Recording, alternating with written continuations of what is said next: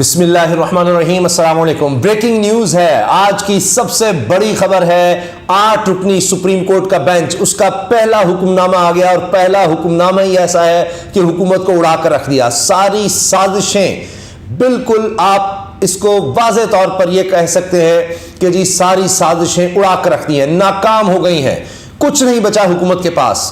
اور یہ جو آگے انہوں نے پلان کیا ہوا تھا کہ کس طرح سے اب ہم بھاگیں گے 90 دن کے اندر الیکشن سے، کہ جو بھی سپریم کورٹ کہہ دے گی ہم اس کے بعد طاقت لے چکے ہوں گے چیف جسٹس سے، سپریم کورٹ سے بینچ بنانے کی بھی، اور جناب سو موٹو لینے کی بھی، اور ہم اپنی مرضی کا بینچ بنوائیں گے اور اپنی مرضی کے سو موٹو دلوائیں گے۔ نہ صرف یہ بلکہ اپیل کا بھی ہمارے پاس حق آ جائے گا، اور جو کہ آئین میں بھی درج نہیں ہے کہ سو موٹو از خود نوٹس کا حق سپریم کورٹ کو آئین نے دیا ہوا ہے، اور اس کو تبدیل کرنے کے لیے 2/3 میجورٹی چاہیے۔ انہوں نے یہ کارروائی ڈالی کہ ہم نے قانونی بدل دیا، اور یہ کہ جی اب 3 چیزیں اس میں لے کر آئے، جس کو نام دیا گیا Supreme Court Practice and Procedure Act. یہ نام دیا گیا جی Supreme Court Practice and Procedure Act, اور کیا یہ انہوں نے کہ اس میں 3 کام کیے۔ ایک تو یہ کہ جی جس کے خلاف بھی سو موٹو میں فیصلہ ہو چکا ہے اس کے پاس اپیل کا حق آ گیا، جس میں نواز شریف، جہانگیر ترین اور اس طرح دیگر لوگ، ان کو فائدہ ہو جائے گا جی، اپنے لوگوں کو فائدہ دینے کے لیے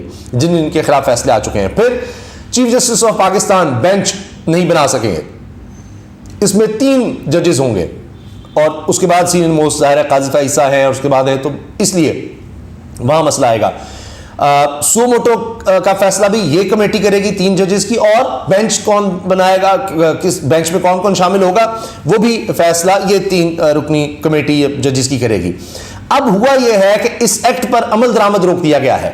انہوں نے یہ کیا کہ جب یہ ایکٹ انہوں نے پاس کروا لیا قومی اسمبلی سے، سینٹ سے، اور تیزی سے ایک ہی دن میں سب بھاگ رہے ہیں بغیر کسی بحث کے، پھر صدر کے پاس بھیجا۔ قانون یہ کہتا ہے صدر جب تک دستخط نہیں کرتے تب تک وہ قانون کا نفاذ نہیں ہوتا، اس قانون کا وہ قانون نافذ العمل نہیں ہوتا۔ صدر نے دستخط نہیں کیے تو آئین کے مطابق پھر وہ واپس آتا ہے، پھر انہوں نے جوائنٹ سیشن سے سینٹ اور قومی اسمبلی سے پھر پاس کروا کر صدر کے پاس بھیج دیا۔ اب یہ ہے کہ صدر اگر دستخط نہ بھی کریں تو وہ خود بخود قانون بن جائے گا۔ اب اس سے پہلے کہ وہ قانون بنتا، کیونکہ ایک دفعہ بن گیا تو پھر ظاہر ہے کہ جی قانون بن گیا، اس پر عمل کرنا ہوگا، ایک الگ بحث چلی جاتی ہے ٹھیک ہے نہیں ہے۔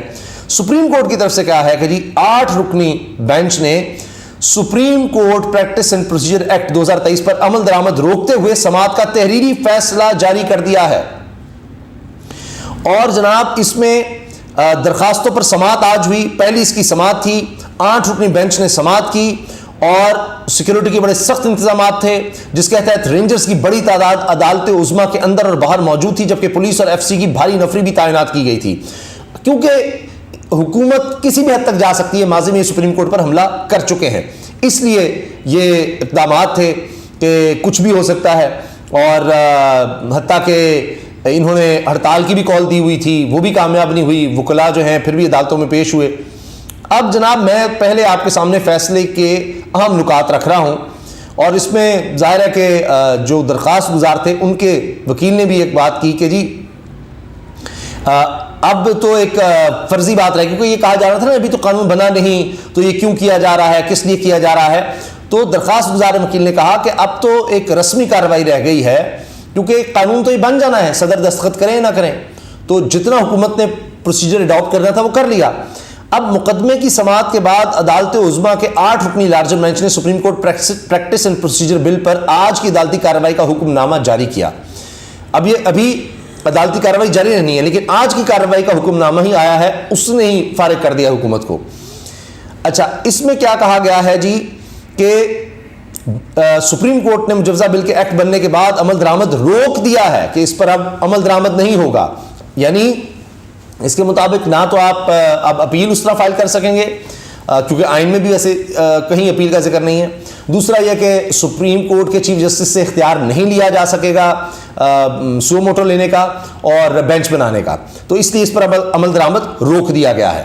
اور میں نے آپ کو بتا دیا یہ اس لیے انہوں نے کیا تھا، اس میں بدنیتی تھی اس قانون کو بنانے میں، کہ یہ جو معاملہ ہے الیکشن کا، چیف جسٹس بینچ بنا رہے ہیں، فیصلہ کر رہے ہیں، تو جو بھی ہو رہا ہے 90 دن کے اندر یا اس سے آگے جائیں تو کم سے کم مدت میں الیکشن کروائے جائیں، تو ہم اپنی مرضی کا بینچ بنوا کر अपील भी कर देंगे इस फैसले के खिलाफ। देखिए ना, इसमें 3 चीजें रखी गई, अपील का हक, बेंच बनाने का और सुओ मोटो का।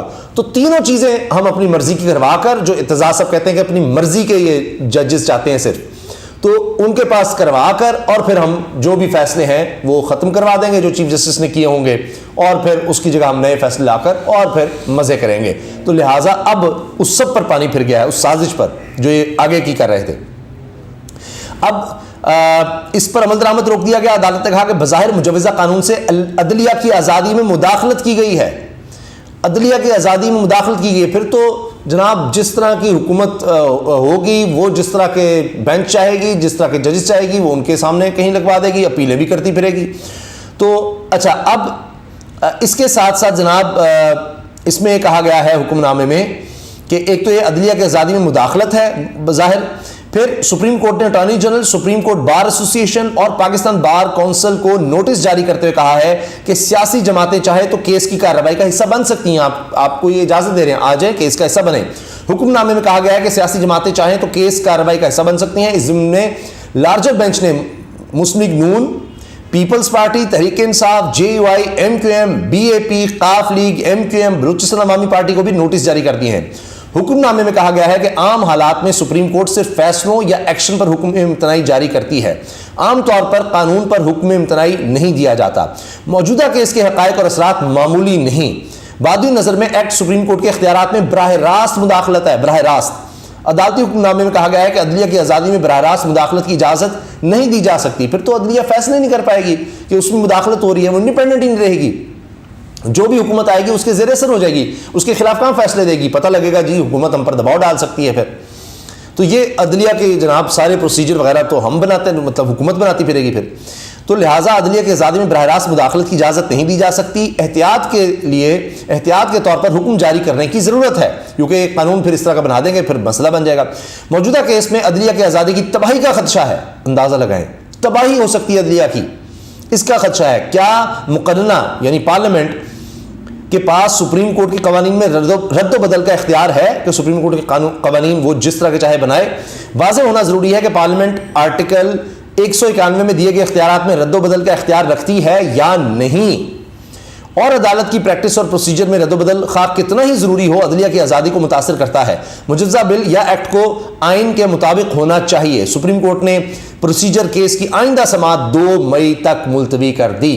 हुकूमत का प्लान था कि 20 अप्रैल तक सब चीज़ें हमारे कंट्रोल में आ जाएंगी, ये कानून बन चुका होगा, और उसके बाद जनाब हम चीफ जस्टिस जो है ना उनको किसी तरह काबू कर चुके होंगे, सुप्रीम कोर्ट को काबू कर चुके होंगे, और ये बताना चाहते थे, अपनी मर्जी की बेंच बनवाना चाहते थे। 15 तादाद है सुप्रीम कोर्ट में जजेस की, 8 रुकनी ये बेंच है।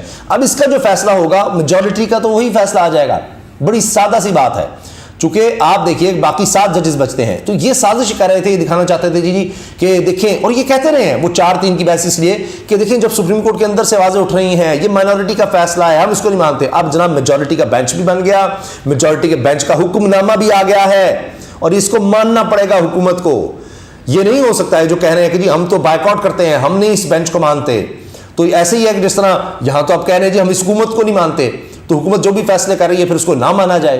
क्या ऐसे चल सकता है मुल्क? नहीं। इसी तरह से सुप्रीम कोर्ट ने जो फैसला दे दिया, ये नहीं हो सकता कि उस पर अमल दरामद ना, उसको ना माना जाए। हुकूमत यही कोशिश कर रही थी और उसमें उसको मुंह की खानी पड़ी है। अल्लाह हाफिज़।